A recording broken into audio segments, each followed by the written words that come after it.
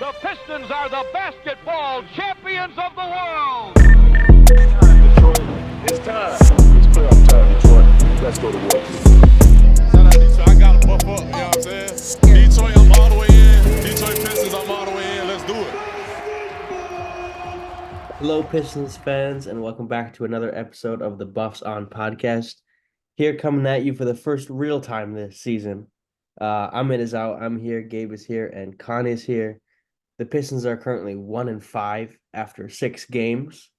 They beat the Philadelphia 76ers. We have a lot to talk about. We wrote over some early games, some tough losses, some near comebacks and up as losses, and as for time of recording last night, just a giant stomping. So we've seen a lot of, different ends of the spectrum so far early throughout this season. A lot of ups, a lot of downs. Our first little one game review was solely focusing on the positives. So I want to talk about some things that have been upsetting us, guys. Something that have been grinding our gears. Gabe, I want to hand it over to you right away. I kind of want to just open up a platform, like a general platform, since we aren't really going to go too specific right now in terms of a player. Like, I just want to know what's been grinding your gears after 6 games. Yeah, it's been grinding my gears, and it's also been absolutely astounding to me. I can't figure out why Jalen Duren just kind of forgot how to be a center. He's not grabbing rebounds. He's not diving to the rim. He's fouling like crazy. Val, you said before the season maybe Stu should start, and we kind of laughed you out of the pod. But at this point, I think it's a pretty clear difference on who the better player is. And Jalen Duren, although I do think he's a little more in the right spot on defense, it's not enough for him to be a decent defender. He's still a bad defender, and he's just being he's not doing what he's good at, and he still has his weaknesses, especially after hearing JB talk about how good he is with the ball and everything. It's just been very disappointing. You guys think the same? Yeah, I think I'm first in the boat in the Jalen Duren grinding my gears campaign. I've been, like I said, I think I called before the season. I think we need to have a serious think about having Isaiah Stewart starting the game, and I'm really glad against Philly in that victory. Everything I said kind of looked really good for a moment. It's not like Isaiah Stewart has been incredible, but what Isaiah Stewart has been is great on defense and hustling on defense. Jalen Duren is at 8 points a game and 8.8 rebounds. He is shooting at 87%. Understand those are all, dunks, but he is shooting at a very high rate. He's dunking the ball, but it's such low volume. Like, what happened to that gravitational pull he had as a roller, as an alley-oop threat, vertically spacing this team? Where's it all gone? Where are those little backdoor passes he was throwing, and we've always hoped that he would throw? Where's the look of a face-up game? And really what it comes down to, I think, is where's that motor? Where's that dogginess in you? When he's in, I was at the game last night. When he was introduced, here's number 0, Duren the dog. How are we calling him a dog? And he's out here playing like this. He seems just lethargic, a severe lack of interest. I want to circle back to a point of a few of these players. I was having a conversation with Mike. Is Jalen Duren going to be on this team in 3 to 5 years from now? I think it's easy to overreact early on, but my goodness, he's been abysmal to start this season. Gabe, you mentioned it, defensively, completely out of it. I think his perimeter defense is laughable. Really, really lazy to contest. I think that's the main reason we lost that game against Indiana very early this year.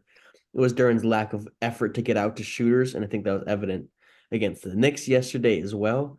And interior-wise, he's just not there. He just doesn't seem engaged into the game whatsoever. Really interesting case, Connie. Do you want to talk more about some Jalen Duren, or do you want to tell me something else that's been? Yeah, I mean, sure. I just like you guys have been immensely disappointed in what JD's doing this year. I mean, we thought going in, at the very least, we had 3 good young pieces, right? We thought we had Cade for sure. Ivy was a maybe, and then Duren was going to be holding down that center spot. And he's just not holding down that center spot at all. Yeah, like you said, Vali, really in all categories, it's gotten worse. He's losing some minutes to Stewart. But I think this really highlights that we have like a very serious center problem. Cone from Troy Weaver signing a million center, having a legit center problem on this team, because even though the defense is better with Stu on the court, Stu is not the answer. I'm sorry, this man.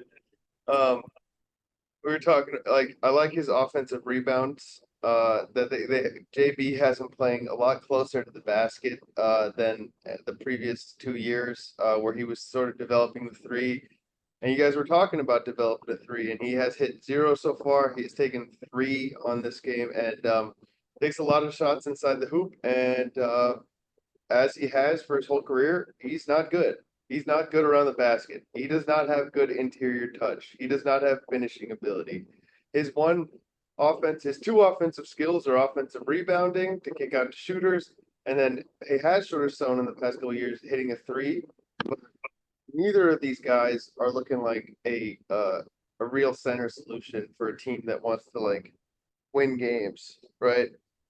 Um, I know it's like it's JB's system. It's not Stewart that he just doesn't take threes anymore, but I've been kind of disappointed by that this year as well, or at least so far. Yeah, and what is questioning to me, like what's concerning to me is JB a couple of games ago before we started playing in his pressers, he was saying we haven't the fact that Stewart is shooting less 3-pointers is because of him. He said that's his doing because we're using Stewart as a roller. But what I don't really understand is why don't we maybe use Ron Holland as a roller? When Asar is back, then maybe he can fill in as a roller, and then you can space the floor with Isaiah Stewart. And I really do see what you mean, Connie, but is adding another center like what's best case scenario? We add Nick Claxton. Just like that should be if, and I know you've already sort of hit the point that I was hitting last year, which like the rebuild is not rebuilding and it needs to be done again. But if this is the team that they want to move forwards with, like there needs to be center play. So are we out on? Are you? Where are you at with? Are you out? I'm not out. I don't think Stu is a viable, like, unless he is just like a spacing center and a viable offensive center. Like, I get he gets offensive rebounds.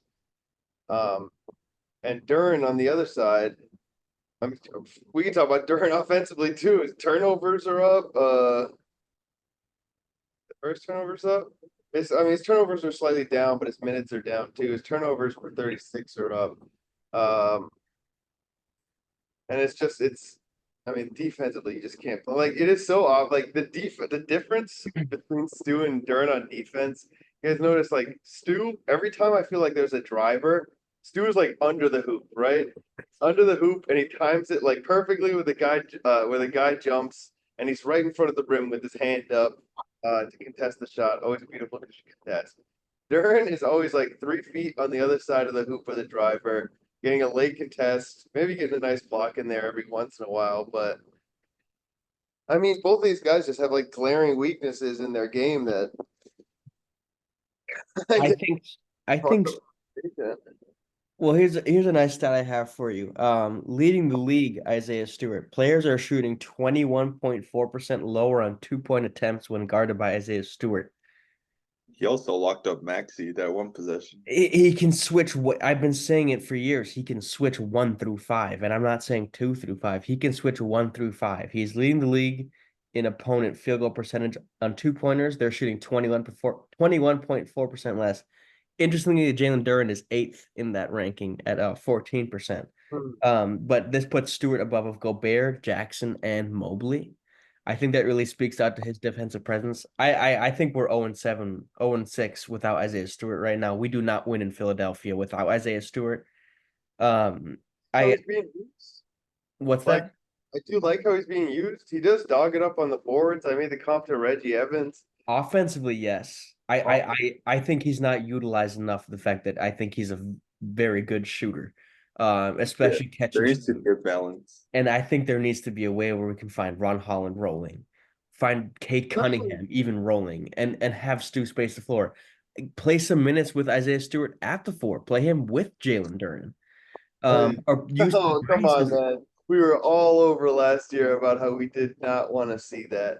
you guys were. I was perfectly fine with it. And then my point being is, It was not good when it was there last year. Yeah, well, that's not the The answer. solution I is not the I will 2 cents. say though, like it gives you a totally different look than Tim Hardaway Jr. playing, like say with Malik Beasley. Then you're gonna give up any opposition, like you're gonna give up any shot you want. If you have Tobias out there, you're gonna have someone who's not even gonna look to shoot a 3-pointer. If you have Ron Holland, you have a guy that is incapable of scoring in a half court offense. Like I understand it might not be the best fit, but there's no other options. Isaiah Stewart is better at almost You everything than the rest of this team. you didn't list one guy, and it's actually another guy who I think is not taking enough shots, not getting enough opportunity. Yeah. That's Fontecchio. Yeah. Yeah. I think he Where should is be he at? starting. He took one shot the other game. He needs to be like, as a shooter, you need to get shots up, and he just needs to take shots because he's a Yeah. good player. He's big and he can play defense. I'm not sure why he's not starting. Tim Hardaway Jr. has been good. Like I've been proven wrong so far, but he's just like he doesn't play defense and he doesn't like do anything except just pull those threes. He's I would such like to see Fontecchio start.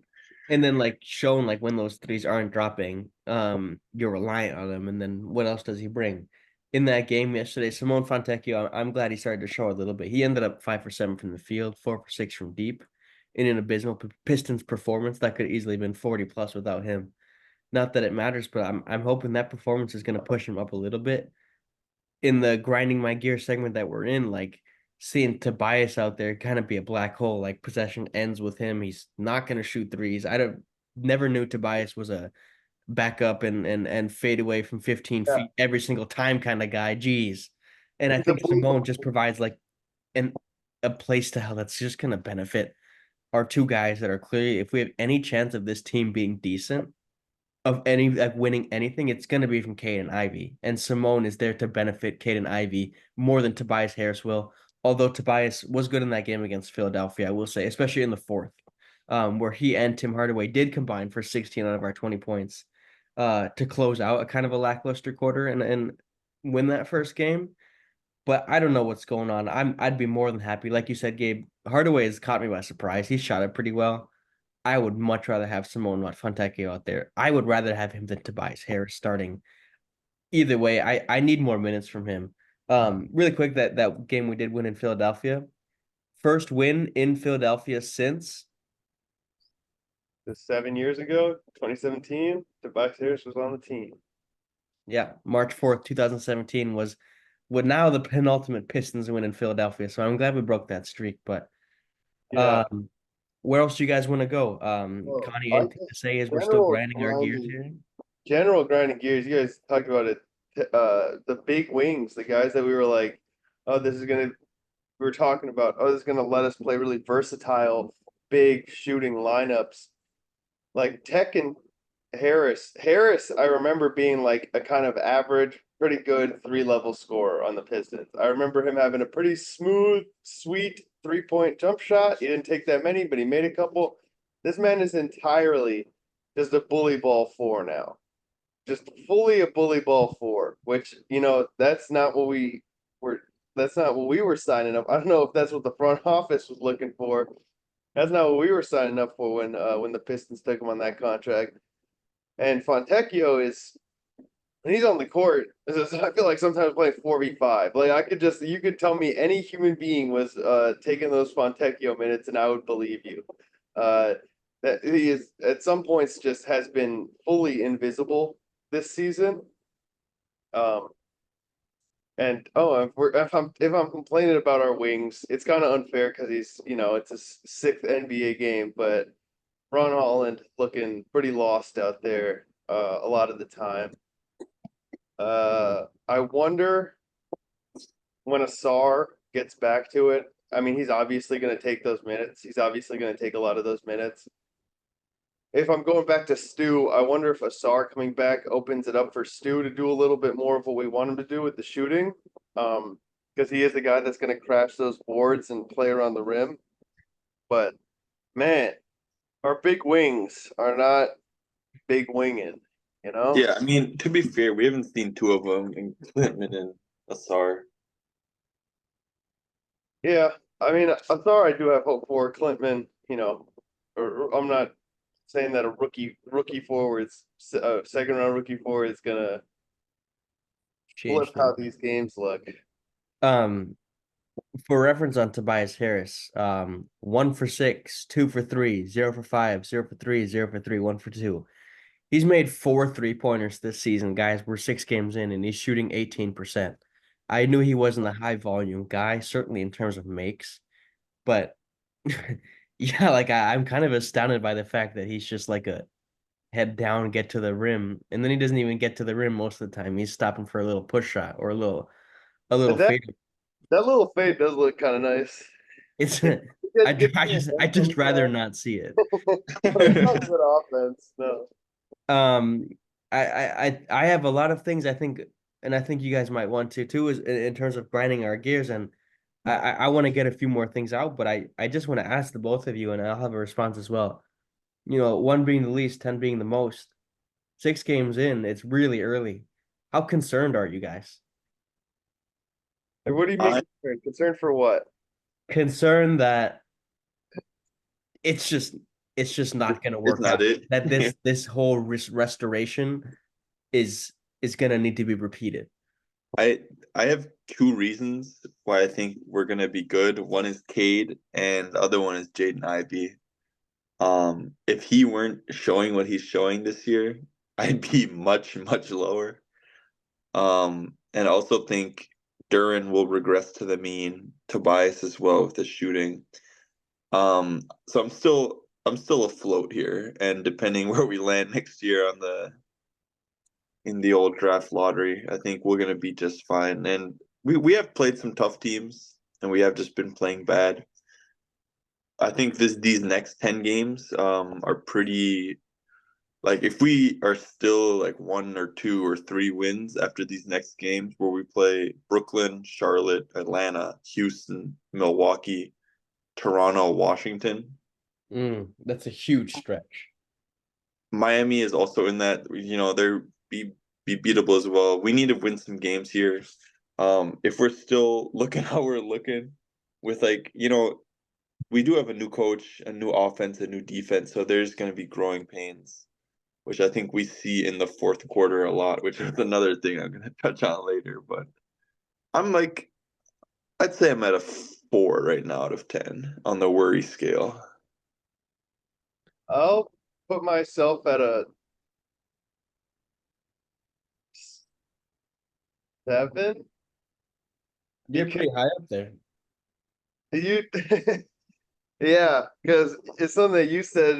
You texted. He's like, I can't wait for something like I can't wait for another off season of signing shooters and fifth pick to turn this around. Even if we're bad, it's no guarantee that we're gonna get a draft pick that's gonna help us out. And like beyond those two guys of Cade and Ivy, and aspects of what Stu is doing, aspects of what the shooters are doing. It's been, I mean, and we saw this as a possibility, right? We looked at the first 10 games of this season and we're like, there's a chance that this starts like really, really ugly. But it's sort of just like the way it has happened in a couple of different ways, and the way that certain guys are not coming to the way that we want them to be. I am a little worried that, you know, what if Kate doesn't want to do it anymore, man? Like, He just fine. what if it's just like, wow, it's been the same shit every year. What if he just wants to go fucking play for Spolstra?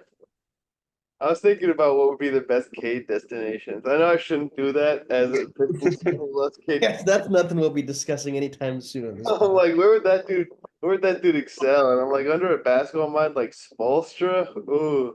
Kind of every team. He'd fit perfectly when he wouldn't have to be like the primary guy on the ball. Imagine him in San Antonio under Popovich with Wemby. Yeah, Oh. that would be All right, enough of that. Let's Yeah, enough of that. The one, Kate the Cunningham one and block Carrington he Bolt had, I think, was that last game or maybe it was 2 games ago, 2 games ago. I know where the exactly. guy drove and Kaylee just stood there with his arm up and was like, "Give me that shit," and Yeah, smacked it. Yeah. Those are the times you see how long he looks and how good defensively he is. He's But man, definitely he has given up a lot of open threes. I don't know if they're not rotating right, but Kay loves to cheat a little bit off his man, and they hit a lot of threes on Cade, which has been the most annoying thing aside from the turnovers, which continue to be an issue. Hopefully, just an early season issue. let's Uh, go. and how about he um could start making some shots in the fourth quarter? That would also be nice. Yeah, I think the only reason I'm not at like a 9 out of 10 or a 10 out of 10 on this worry scale is the fact that we have had a very difficult schedule. However, that means if whilst this schedule on paper gets easier, like quote unquote easier, if we keep losing basketball games, like like I'll be up at a 9 or a 10 in no time. Because Gabe, like you said, Cade Cunningham's been excellent. His net rating in the third and the first quarter ridiculous, but when it comes to that fourth quarter, he is abysmal. When it comes to not turning the ball over, he is abysmal. Like it is important to note he's been excellent. He's averaging 25 points, 6 rebounds, and 7 assists. and a He's block. shooting 48%. On And top of his 3-point shooting looks much improved. his 3 point shot looks nice. He's shooting 41% from deep on a decent amount of attempts. Gabe, like you and I perhaps predicted before the season started. But these factors like really weigh in. It's the fact that we go out and play the Knicks, who have a team of 4 or 5 really, really good defenders, a lot of wing defenders. And we just look so far off of it. I know we're not supposed to be near the Knicks, and I know the Knicks ceiling is realistically a championship, but it just looked like we were playing a different sport out there. And like the Knicks were just having fun from the get-go, doing whatever they wanted on both ends. They could get us into any position they wanted to on defense. How many turnovers did we have that game? Yeah, Ridiculous amount. And like 22. that's just the concern for me is Yeah, that we play a good team and it's like, holy cow, look how far we are away from even being competent. I was counting with Mike, like I think Tim Hardaway had a good look first possession of the game, but since then, like it took us forever to note that was a good play resulting in a good shot because we just could not get anything going. And I think that comes down to Cade and Jaden Ivey had a stinker. Barely really got minutes in that game. A guy who's been so excellent to start this season was really abysmal. But I've been Ivy in particular, his catch and shoot 3 pointers. I know it's just kind of switching gears. His catch and shoot 3 point shot has been fantastic. I don't It's have been impressive, I don't especially have in the corners. especially In in the the corners, and it's quicker too. I don't have the number in front of me. Was he shooting catch and shoot? But he's been great. I think that Knicks game aside, his defense is looking more competent. He's staying in front of guys. He's using that speed to check up a little bit. Do you guys want to start trying to shed some positivity after this grinding some gears? Do you want to look at some like no. things to I, take I away, got or a we couple say, more. I got a couple more gears that have been grinding. all right, That let's we hear touched it. on. He touched on he's not talking about the turnovers. I thought that Knicks game was so exemplary of like the turnovers because they're turnovers and they are just the worst type of turnovers that you could have. It's just a guy dribbling up the court, trying to make one dribble move and seemingly just like dropping the ball, and then the other team goes down. I feel like that happened like 4 times in a row against the Knicks. We have really ugly turnovers, and it is Cade. Cade had 1 turnover against the Knicks, and the team had 22. Everybody gets in on it. And it is, I think that problem kind of ties in with the Cade fourth quarter problem is that if he, through fourth quarter, the teams, they start to like pressure him double, make the ball come out of his hands and not come back to his hands. And if it's not him playmaking, the playmaking is rough. Ivy can do some stuff. He's more of a scorer. And then you have like Malik Beasley and Tim Hardaway Jr. bringing the ball up the court and trying to make a play. And in the NBA, those guys are your guys that are like, it's the fourth quarter. I'm going to make this move. I'm going to run the offense through Malik Beasley and Tim Hardaway Jr., who have been good shooters for this team. that is not their role. That should not be their role, and that is not a role of like a winning team. Uh, and so like the turnovers is because we have I don't know a lack of guys that can create with the ball in their hands, and Cade just still kind of being a little bit sloppy, and I don't really see how it improves because they're not like some of them are turnovers where they try to make a pass, make a play. A lot of them are just turnovers where they just get ripped. They just get the ball taken from them, which is just like individual improvement that needs to happen, but it's not like a system thing. I'm just yeah, that it's just and then down Yeah, that's the thing where I'd like to see Duren kind of do something, right, with the ball in his hands, or use him as the offensive outlet to maybe not make Cade dribble, dribble, dribble, let Cade come off a screen and hit those threes or whatever. Asar Thompson might help. He's been pretty solid. I would like to see Asar, and I think the rest is just. I think that's largely, like you said, Connie. They're unforced and they're not in offensive sets. But I do think when we kind of nail this bigger Steph offense, that turnovers will go down just by getting into the flow and knowing what we want. Like you said, to get a good shot and then know how to get another good shot. I think just knowing and like being able to think before the play starts will lessen those turnovers. I do expect Cade's to go down, especially as the season goes on.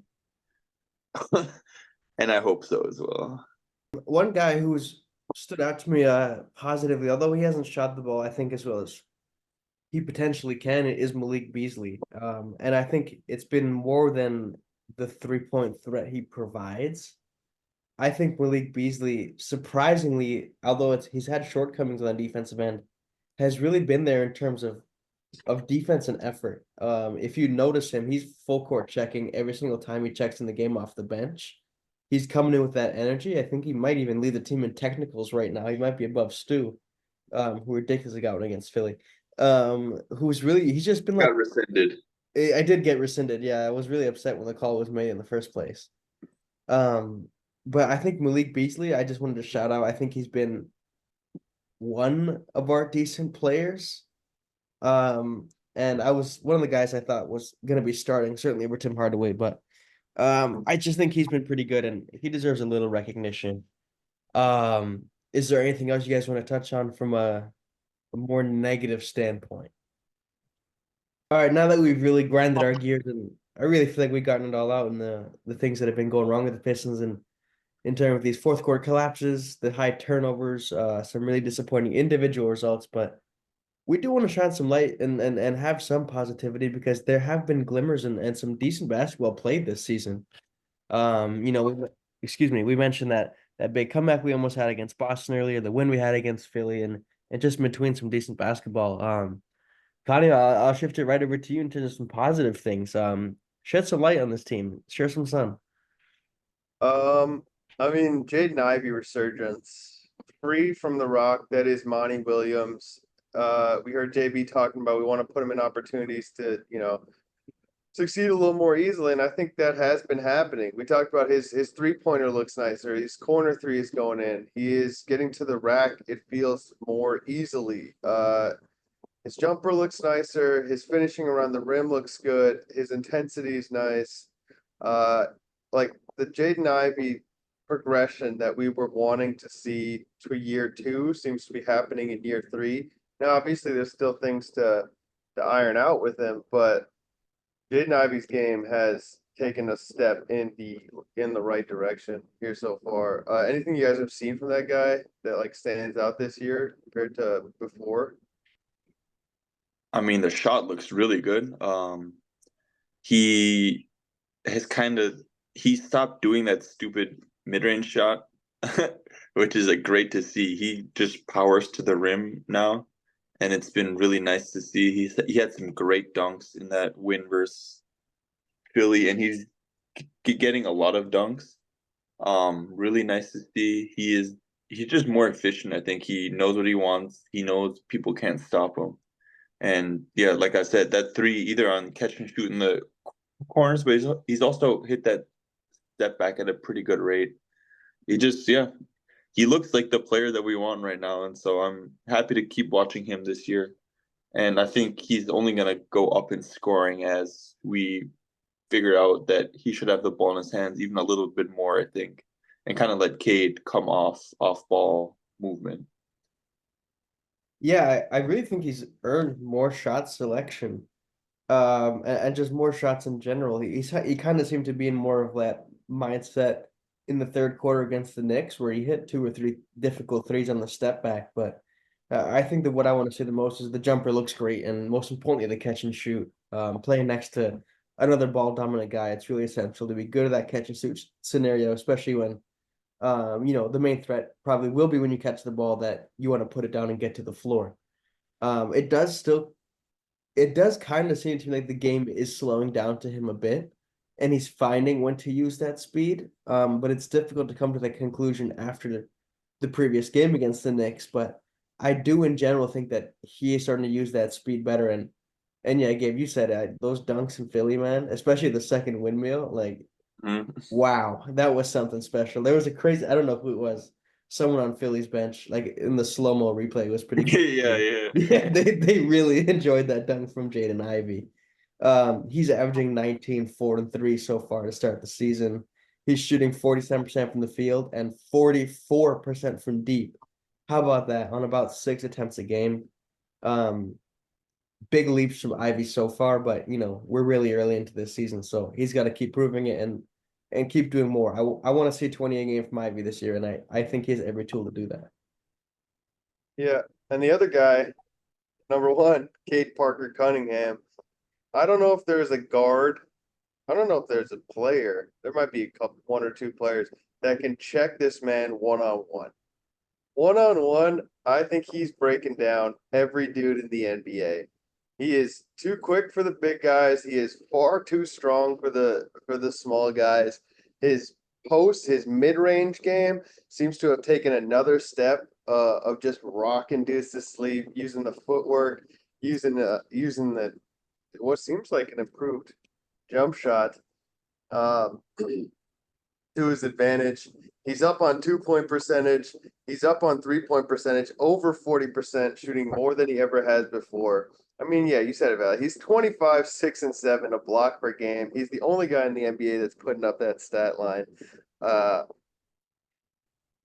He's playing great. I mean, yeah, the turnovers are up as well, and that is the Achilles heel and has been for seemingly his career so far. But as far as like offensive skill set goes, he has taken another step forward in just like a continuous progression of improvement for Cade. And unfortunately, seems like a lot of the same, where he plays well and the team loses and he looks sad on the bench. Yeah, Cade versus World as usual. Well, the thing aside from his 3-point, which that little right left when the defender goes under the screen is really nice. His floater, his little inside hook, he hit that one like Kareem sky hook. His in between game right now, what he did not have last year, is really on right now, and I think that's what's unlocked his scoring to go up and his efficiency. Not getting to the line as much, but that could also just be kind of early season woes. Not getting to the line is 100% on the refs. Cade is getting mauled on so many of these drives, and time again, he's out both arms as wide as possible, looking like Christ the Redeemer, asking the ref what's going on, and they're just like non-compliant. I swear he should be shooting minimum 5 to 7 more free throws a game than he's getting. Perhaps. Just my opinion, and I think Ivy's in a pretty similar boat. But I think that is the continued theme we've seen as being Pistons fans. It was old Reggie Jackson when we traded for Blake Griffin. I always come back to that quote when he told Blake, "Just be ready, man. You don't get those same type of whistles in Detroit." And it just always makes me feel like that's so dang true seeing some of these calls. Yeah, Cade's been great. You mentioned that footwork to the step back game. The one over Andre Drummond he hit, I thought was really like that was Luka-esque. That tween step back he had against Andre Drummond. Really likes to go to his left, right to left to shoot that 3-pointer. Man, K's been fantastic, guys. Turnover aside, he looks like a great point guard. Even against the Knicks, he had one turnover, so you can't really even point that one to him. And again, like if this team is ever going to be anything, it's going to be because of our backcourt, and our backcourt, if we're going to be good, both really got to be all-stars. And Cade, record aside, maybe turnovers aside, is I'd say on path to be in that conversation. But it's really, really early to be even going into that. But guards have been great. I want to really shed some light on Isaiah Stewart because I still think he's just the most overhated Piston. Even after that win, I still see him like catching strays that he should be moved on from. And I just think that's really ridiculous. I think he's hands down full roster, the best defender on this team. He's the most versatile defender. I don't know if Duren keeps doing this for a couple games. I'd look to see him. I could see him starting a few games from now. Shout out Isaiah Stewart, really like the anchor to this team. So much energy. But Cade, Ivy, any more positivity you guys want to touch on before we do a look ahead for next week? The overall offense, I think, aside from that New York game, has been really good. We get a lot of threes. Yeah. We got a lot of shots at the rim, and we're putting up good numbers. And just the Tim Hardaway, big. He's shooting over 48% on threes. That's going to come down. But for now, yeah, he's been amazing. Yeah, I don't have the numbers in front of me. I think we're ninth in the league in 3-point attempts per game, and I think we're not bottom 20 in terms of field goal percentage, 3-point field goal percentage. So I think that's been decent. I think that's been with Malik Beasley maybe shooting a few percentiles lower than he would be, and Tobias being, a near negative from there. Coni, final opportunity for you to more shed some more positivity, or are you ready to look ahead to the next week? We look ahead. We're 18th in the league for 3-point percentage? For attempts. Attempts. Okay, so maybe that went down a bit, but that goes game by game pretty quickly early on. Yeah. But like we said, the Pistons have had a really difficult start to this season. The Pacers, the Cavs, the Celtics, the Heat, the Sixers, the Knicks. I don't want to say we can breathe, but we certainly will have more favorable chances. Starting with tomorrow, we have an early Sunday afternoon game against the Brooklyn Nets. All in this week, we also have the Lakers, the Hornets, the Hawks, and the Rockets. That's 5 games. This week, I think every single one of them, you're coming in with the mentality like, hey, you can win this game. You've got a decent chance.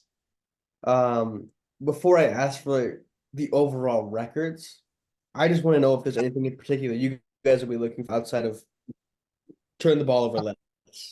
Or can you try a little bit more? Anything you guys in particular are looking to see throughout this next stretch of 5 games this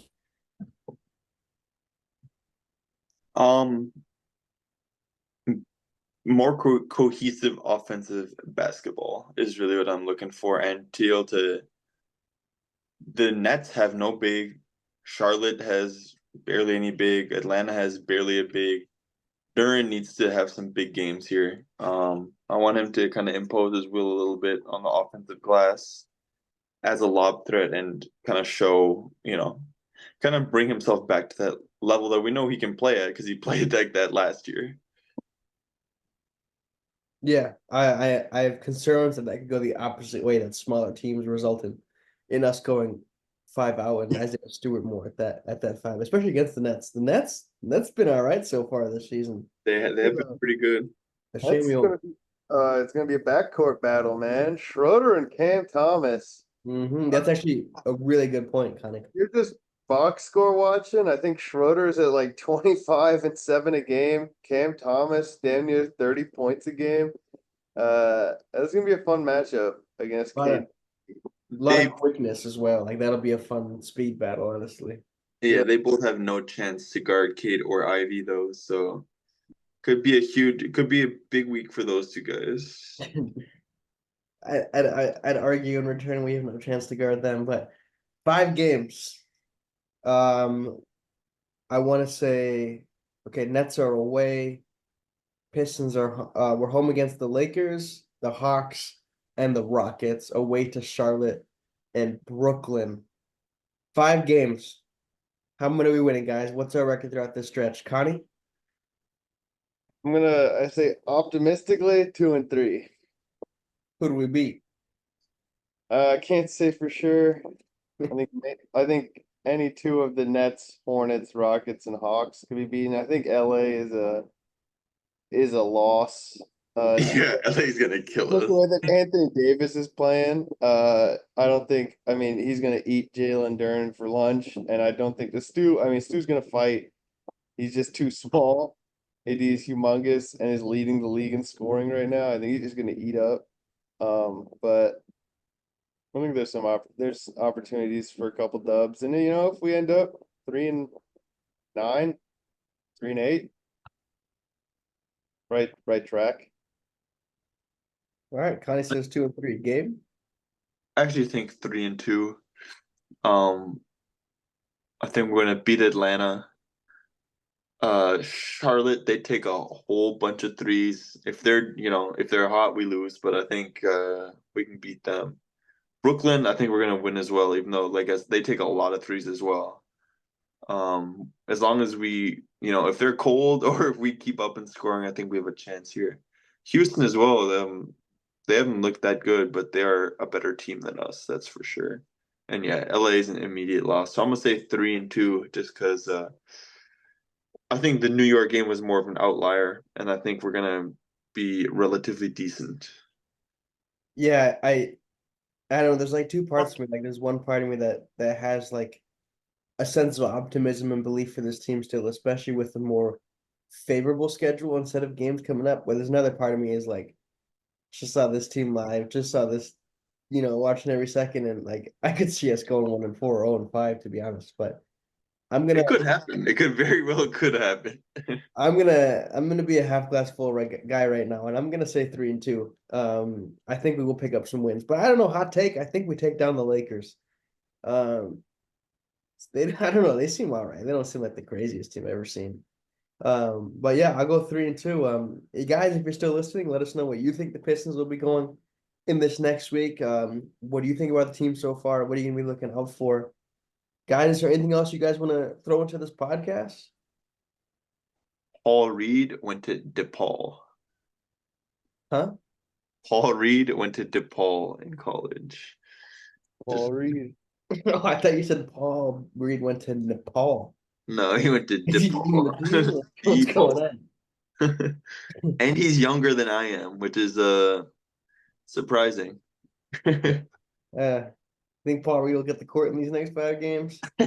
Yeah, and our blowout win against Atlanta, he will. Oh, all right then. Shall we wrap up this podcast? Let's wrap it up. All right. Well, thank you all for listening. If you're still with us, remember to like, share, and subscribe. Until then, until the next podcast, guys. Throw the Buffs on, Detroit, because the future is bright.